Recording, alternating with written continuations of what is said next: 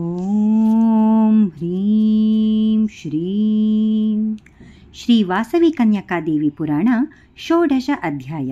ಪೆನುಗೊಂಡೆಗೆ ವೈಶ್ಯರೊಡನೆ ರಾಜೇಂದ್ರನ ಆಗಮನ. ಧೌಮ್ಯಾದಿ ಮಹರ್ಷಿಗಳ ಆಗಮನ. ಮಾರನೆಯ ದಿನ ಪ್ರಾತಃ ಕಾಲದಲ್ಲಿ ಕಾಲಕೃತ್ಯಗಳನ್ನು ಮುಗಿಸಿಕೊಂಡು ಆ ವೈಶ್ಯೋತ್ತಮರು ಪರಿವಾರ ಚತುರಂಗ ಬಲ ಸಮೇತನಾದ ರಾಜೇಂದ್ರ ಭೂಪತಿಯೊಡಗೂಡಿ ಪದ್ಮಶಯನಪುರದಿಂದ ಹೊರಟು ಪೆನುಗೊಂಡೆಪುರವನ್ನು ಸೇರಿದರು. ಪುರ ಪ್ರದಕ್ಷಿಣೆ ಮಾಡಿ ಬಂದು ಗೌರೀನಗರೇಶ್ವರರನ್ನು, ಕೋನಕಮಲ ಜನಾರ್ದನರನ್ನು, ವಿಂಧ್ಯವಾಸಿನಿ ದೇವಿಯನ್ನು ಅತ್ಯಂತ ಭಕ್ತಿಯಿಂದ ಅರ್ಚಿಸಿ ರಾಜೇಂದ್ರನಿಗೆ ಸಮುಚಿತವಾದ ಬಿಡದಿಯನ್ನು ಏರ್ಪಾಟು ಮಾಡಿ ತಮ್ಮ ತಮ್ಮ ಮನೆಗಳಿಗೆ ಹೊರಟು ಹೋದರು. ಆ ಮರುದಿನ ಉದಯ ಕಾಲದಲ್ಲಿ ಶ್ರೀ ನಗರೇಶ್ವರ ಸ್ವಾಮಿ ದೇವಾಲಯ ಪ್ರಾಂಗಣದಲ್ಲಿ ಸರ್ವರೂ ಸಮಾವೇಶಗೊಂಡರು. ಅನಂತರ ರಾಜೇಂದ್ರ ಭೂಪತಿಯು ಮಂತ್ರಿ, ಸೇನಾಪತಿ, ಪುರೋಹಿತ ಸಮೇತ ನಗರೇಶ್ವರ ಸ್ವಾಮಿ ಮಂಟಪವನ್ನು ಪ್ರವೇಶಿಸಿದನು. ವೈಶ್ಯರು ಆ ರಾಜೇಂದ್ರನನ್ನು ಸ್ವಾಗತಿಸಿ ಅವರನ್ನು ಸಮುಚಿತ ಆಸನಗಳ ಮೇಲೆ ಉಪವಿಷ್ಟರಾಗಿಸಿದರು.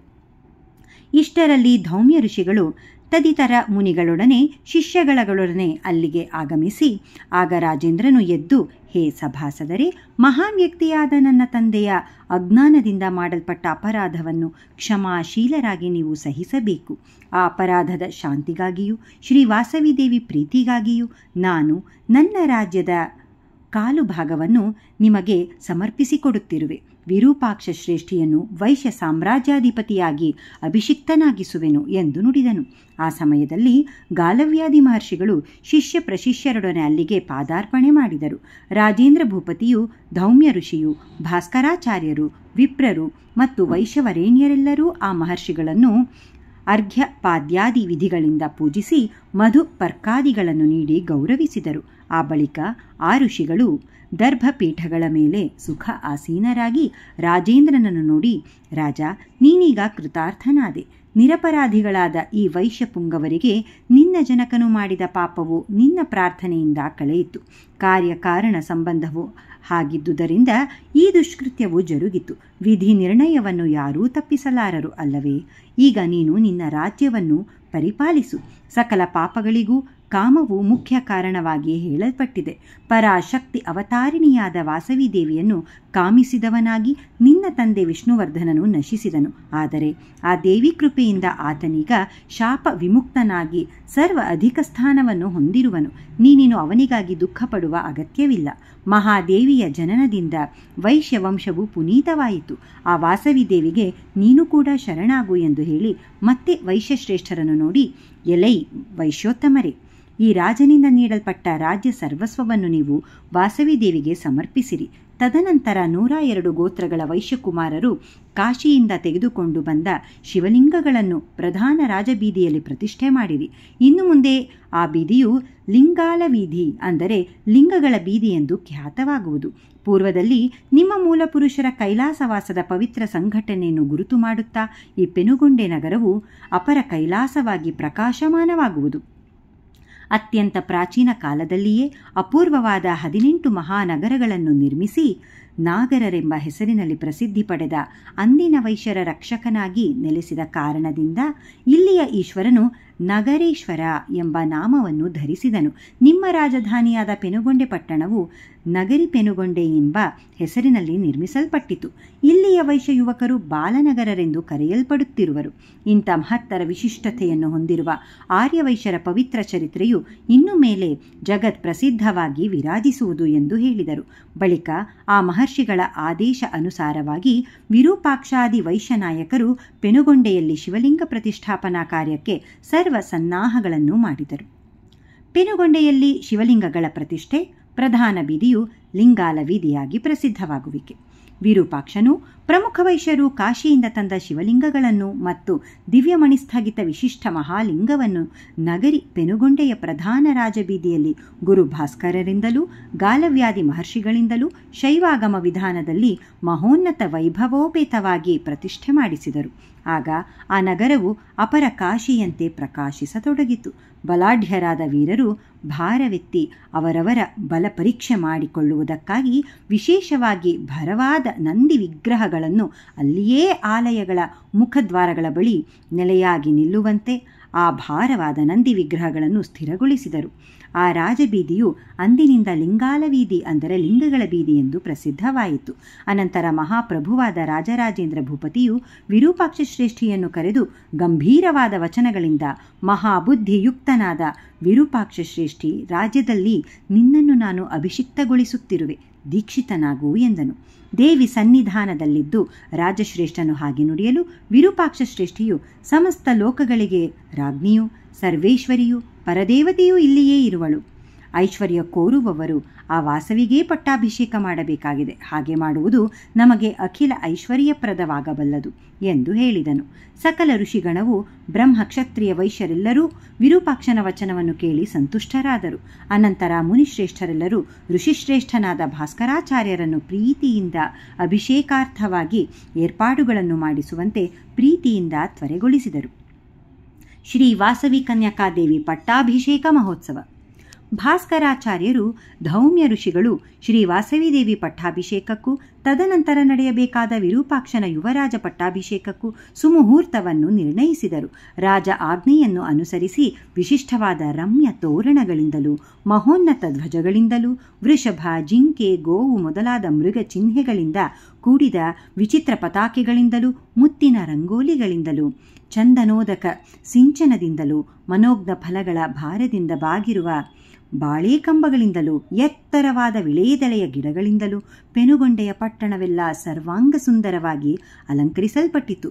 ಮುಹೂರ್ತ ದಿನದಲ್ಲಿ ಎಲ್ಲರೂ ಕಾಲಕೃತ್ಯಗಳನ್ನು ತೀರಿಸಿಕೊಂಡು ಶ್ರೀ ವಾಸವಿ ಕನ್ಯಕಾ ಪರಮೇಶ್ವರಿ ದೇವಿಯ ಆರ್ಚಾವತಾರ ಮೂರ್ತಿಯ ಸನ್ನಿಧಿಗೆ ಸೇರಿದರು. ಅಷ್ಟಾದಶ ಪಟ್ಟಣಗಳಲ್ಲಿಯೂ ಅವುಗಳ ಪರಿಸರದ ಗ್ರಾಮಗಳಲ್ಲಿಯೂ ಇದ್ದ ವೇದ ಅಧ್ಯಯನ ಸಂಪನ್ನರಾದ ವಿಪ್ರರು, ಆ ಬಾಲವೃದ್ಧರು ನೂತನ ವಸ್ತ್ರ ಅಲಂಕಾರಗಳನ್ನು ಧರಿಸಿ ಶ್ರೀ ವಾಸವಿದೇವಿ ಪಟ್ಟಾಭಿಷೇಕ ಮಹೋತ್ಸವವನ್ನು ವೀಕ್ಷಿಸಲು ಬಂದರು. ಚಿರಕಾಲದಿಂದಲೂ ವಿಷ್ಣುವರ್ಧನ ಚಕ್ರವರ್ತಿಗೆ ಸೇವೆ ಸಲ್ಲಿಸುತ್ತಿದ್ದ ವಿವಿಧ ದೇಶಗಳ ರಾಜರೂ ಕೂಡ ಆಹ್ವಾನಿತರಾಗಿ ಪಟ್ಟಾಭಿಷೇಕ ಮಹೋತ್ಸವವನ್ನು ದರ್ಶಿಸಲು 4 ದಿಕ್ಕುಗಳಿಂದಲೂ ಆಗಮಿಸಿದರು. ವಿರೂಪಾಕ್ಷಾದಿ ವೈಶ್ಯಶ್ರೇಷ್ಠರು ಸುಸ್ನಾತರಾಗಿ ದಿವ್ಯ ಮಾಲ್ಯಾಂಬರಗಳನ್ನು ಧರಿಸಿ ಸರ್ವಾಭರಣ ಭೂಷಿತರಾಗಿ ಅಲ್ಲಿಗೆ ಆಗಮಿಸಿದರು. ಅನಂತರ ಅಭಿಷೇಕ ಕಾರ್ಯಕ್ರಮವು ಪ್ರಾರಂಭವಾಯಿತು. ನಾನಾ ವಿಧ ಔಷಧೀಯ ರಸಗಳಿಂದ ಸಕಲ ಪುಣ್ಯ ತೀರ್ಥ ಜಲಗಳಿಂದ ತುಂಬಲ್ಪಟ್ಟ ಸಹಸ್ರ ಪದ್ಮರಾಗ ಮಣಿಮಯ ಕನಕ ಕಲಶಗಳಿಂದ ರತ್ನ ಖಚಿತವಾದ ವೇದಿಕೆಯು ಅಲಂಕೃತವಾಗಿತ್ತು.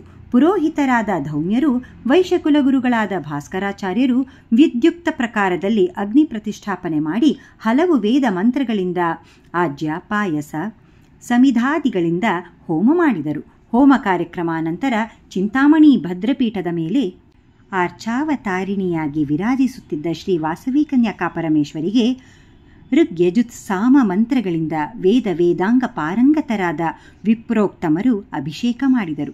ಅನಂತರ ಕ್ಷತ್ರ ಕುಲಾಚಾರ್ಯರಾದ ಧೌಮ್ಯ ಋಷಿ ಆ ಯಾತಯಾಮ ಮಂತ್ರಗಳಿಂದ ದೇವಿಗೆ ಅಭಿಷೇಕ ಮಾಡಿದರು. ಆಗ, ಹೇ ದೇವಿ, ನೀನು ಸರ್ವಕ್ಕೂ ಆದಿಶಕ್ತಿಯು, ಸರ್ವೇಶ್ವರಿಯು, ವಿಷ್ಣು ಸಹೋದರಿಯಾದ ಯೋಗಮಾಯ ಕನ್ಯೆಯು, ಈ ರಾಜ್ಯವನ್ನು ಸಮಸ್ತ ಐಶ್ವರ್ಯಗಳಿಂದ ವೃದ್ಧಿಗೊಳಿಸು ಎಂದು ಮಂತ್ರಪೂತ ವಚನಗಳಿಂದ ಗಾಲವ್ಯಾದಿ ಮಹಾಮುನಿಗಳೆಲ್ಲರೂ ದೇವಿಗೆ ಅಭಿಷೇಕ ಮಾಡಿದರು. ಬಳಿಕ ಪುರೋಹಿತರಾದ ಧೌಮ್ಯ ಋಷಿಯ ಆಣತಿ ಮೇರೆಗೆ ರಾಜ ರಾಜೇಂದ್ರ ಭೂಪಾಲನು ಶ್ರೀ ವಾಸವಿ ಕನ್ಯಕಾದೇವಿಗೆ ಪಾದಾಭಿಷೇಕ ಮಾಡುತ್ತಾ, ಹೇ ಜಗದೀಶ್ವರಿ, ನನ್ನ ರಾಜ್ಯವನ್ನು, ನನ್ನ ವಂಶವನ್ನು ಕಾಪಾಡು ಎಂದು ದೇವಿ ಚರಣಗಳ ಮೇಲೆ ಶಿರವಿಟ್ಟು ಪ್ರಾರ್ಥಿಸಿದನು.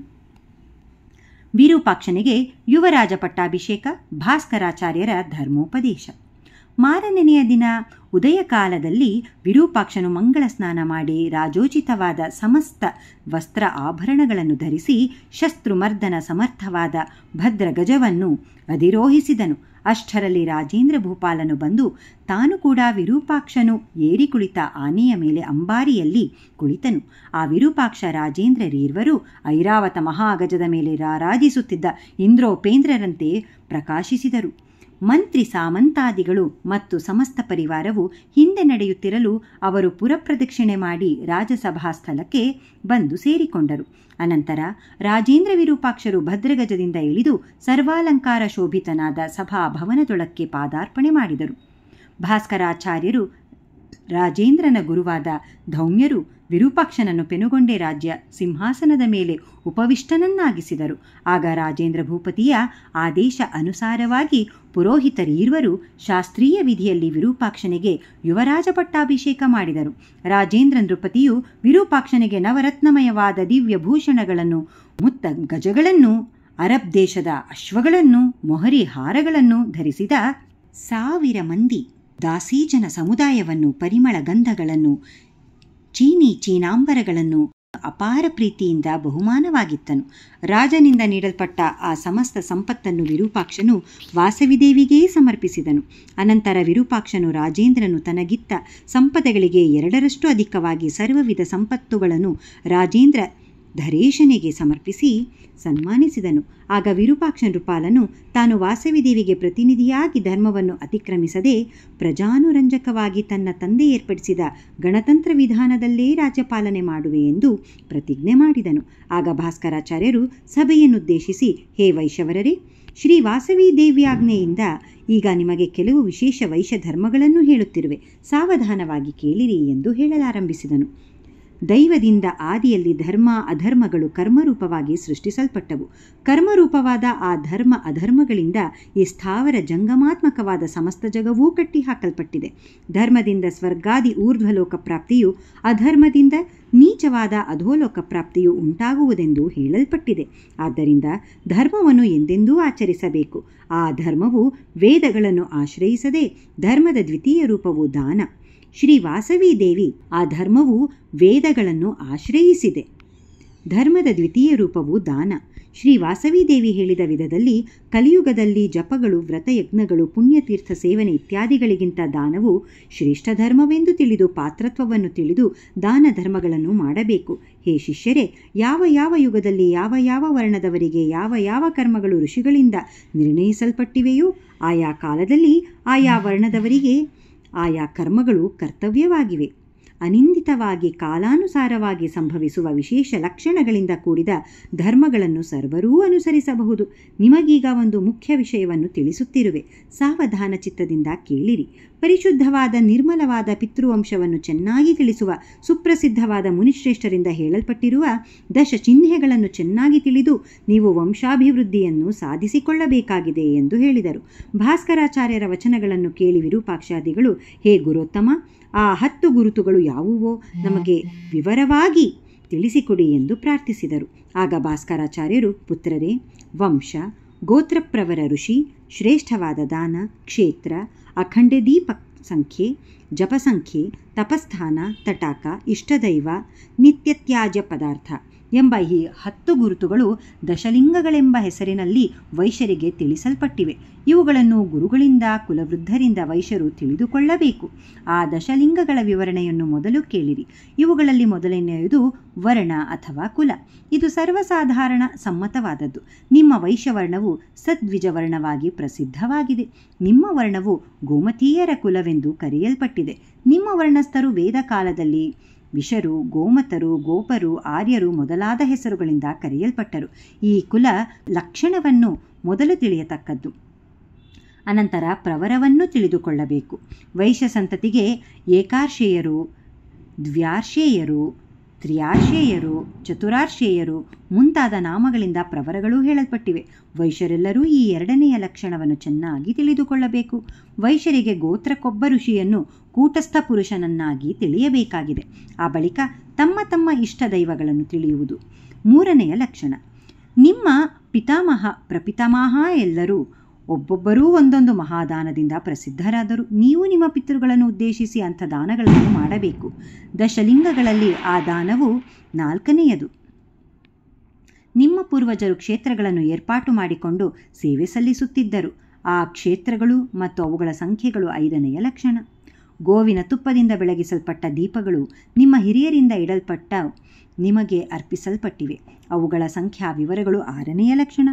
ನಿಮ್ಮ ಪ್ರಪಿತಾಮಹರು ಬಹುವಿಧವಾದ ಜಪಗಳನ್ನು ಆಚರಿಸಿದರು. ಆ ಜಪಸಂಖ್ಯೆಯು ನಿಮ್ಮಿಂದ ತಿಳಿಯಲ್ಪಡಬೇಕಾಗಿದೆ. ಇದು 7ನೆಯ ಲಕ್ಷಣ. ಯಾವ ಯಾವ ತೀರ್ಥಗಳಲ್ಲಿ, ಯಾವ ಯಾವ ಪರ್ವತಗಳಲ್ಲಿ, ಯಾವ ಯಾವ ಸ್ಥಳಗಳಲ್ಲಿ ನಿಮ್ಮ ಪೂರ್ವ ವೈಶ್ಯರು ಜಪ ತಪಗಳನ್ನು ಆಚರಿಸಿದರೋ ಆ ತಪಸ್ಥಾನಗಳನ್ನು, ಆ ತೀರ್ಥ ತಟಾಕಗಳನ್ನು ವೈಶ್ಯ ಸಂತತಿಯು ತಿಳಿದುಕೊಳ್ಳಬೇಕಾಗಿದೆ. ಆ ತಪಸ್ಥಾನ ತಟಾಕಗಳು 8ನೆಯ ಮತ್ತು 9ನೆಯ ಲಕ್ಷಣಗಳು. ನಿಮ್ಮ ಕುಲದಲ್ಲಿ ನಿಮ್ಮ ಪೂರ್ವಜರಿಂದ ಯಾವ ಯಾವ ಗೋತ್ರದವರು ಯಾವ ವಸ್ತುಗಳನ್ನು ತ್ಯಜಿಸಿದರೋ ಅವು ಹೇಳಲ್ಪಟ್ಟಿವೆ. ಅವುಗಳನ್ನು ಅರಿತುಕೊಳ್ಳಬೇಕು. ಇದು 10ನೆಯ ಲಕ್ಷಣ. ಈ ದಶಲಿಂಗಗಳ ಪರಿಜ್ಞಾನವು ನಿಮ್ಮ ಪೂರ್ವವೈಶ್ಯರ ನಿಷ್ಠಾಗರಿಷ್ಠತೆಯನ್ನು, ಆಧ್ಯಾತ್ಮಿಕ ಮಹೋನ್ನತ್ಯವನ್ನು ಸ್ಪಷ್ಟವಾಗಿ ತಿಳಿಸುವ ವಿಶಿಷ್ಟ ಚಿಹ್ನೆಗಳು ಎಂದು ಹೇಳಿ 102 ಗೋತ್ರದವರಿಗೆ ಅವರವರ ದಶಲಿಂಗಗಳನ್ನು ಸವಿವರವಾಗಿ ತಿಳಿಸಿಕೊಟ್ಟರು. ಆ ಬಳಿಕ ಅವರೊಡನೆ, ಹೇ ವೈಶ್ಯಶ್ರೇಷ್ಠರೇ, ಸೂತ್ರಕಾರರು ನಿರ್ಣಯಿಸಿದ ಪ್ರಕಾರದಲ್ಲಿ ವರ್ಣಾಶ್ರಮ ಧರ್ಮಗಳನ್ನು ಅನುಸರಿಸುತ್ತಾ ವಿದ್ಯುಕ್ತವಾಗಿ ಪುಂಸವನಾದಿ 16 ಸಂಸ್ಕಾರಗಳನ್ನು ಪ್ರತಿವೈಶ್ಯನೂ ತಪ್ಪದೆ ಆಚರಿಸಬೇಕು. ಶ್ರೀ ವಾಸವಿ ಕನ್ಯಕಾದೇವಿ ಆಚರಿಸಿ ತೋರಿಸಿದ ತ್ಯಾಗ, ಅಹಿಂಸಾತ್ಮಕ ಪರಮಧರ್ಮವನ್ನು ಆದರ್ಶಪ್ರಾಯವಾದ ಯುಗಧರ್ಮವಾಗಿ ಸ್ವೀಕರಿಸಿ ಅಖಿಲ ಪ್ರಪಂಚದಲ್ಲಿ ಆ ಧರ್ಮವನ್ನು ಪ್ರಚಾರಗೊಳಿಸಿ ವಿಶ್ವಶಾಂತಿಯನ್ನು ಸಾಧಿಸಿ ಸಮಸ್ತ ವೈಶ್ಯರು ಅಭಿಮಾನಧನರಾಗಿ ಐಕಮತ್ಯದಿಂದ ವರ್ತಿಸಬೇಕು. ಶೈವ, ಶಾಕ್ತೇಯ, ವೈಷ್ಣವ, ಗಣಪತ್ಯಾದಿ ಸಮಸ್ತ ಮತ ಸಂಪ್ರದಾಯಗಳಲ್ಲಿ ಸಮದೃಷ್ಟಿ ಹೊಂದಿ ಸರ್ವಮತ ಸಾಮರಸ್ಯದಿಂದ ಪ್ರಜಾಪಾಲನೆ ಮಾಡಬೇಕು ಎಂದು ಬೋಧಿಸಿದರು. ಸೂಚನೆ: ಮೇಲೆ ತಿಳಿಸಿದ ದಶಲಿಂಗ ಲಕ್ಷಣಗಳು ಯಾವ ಗೋತ್ರಕ್ಕೆ ಯಾವುವೆಂದು ನಿರ್ದೇಶಿಸಲ್ಪಟ್ಟಿವೆಯೋ ಈಗ ಸಾಧಿಕಾರಿಕವಾಗಿ ರೂಪಿಸಲ್ಪಟ್ಟ ಸಂಸ್ಕೃತ ಮೂಲ ಪುರಾಣ ಪ್ರಾಮಾಣಿಕ ಪ್ರತಿಯಲ್ಲಿ ವಿವರವಾಗಿ ತಿಳಿಸಲ್ಪಟ್ಟಿವೆ ಎಂದು ಮನವಿ. ಇಲ್ಲಿಗೆ ವಾಸವಿ ಕನ್ಯಕಾದೇವಿ ಪುರಾಣದ 16 ಅಧ್ಯಾಯವು ಸಂಪನ್ನವಾಯಿತು. ಜೈ ವಾಸವಿ.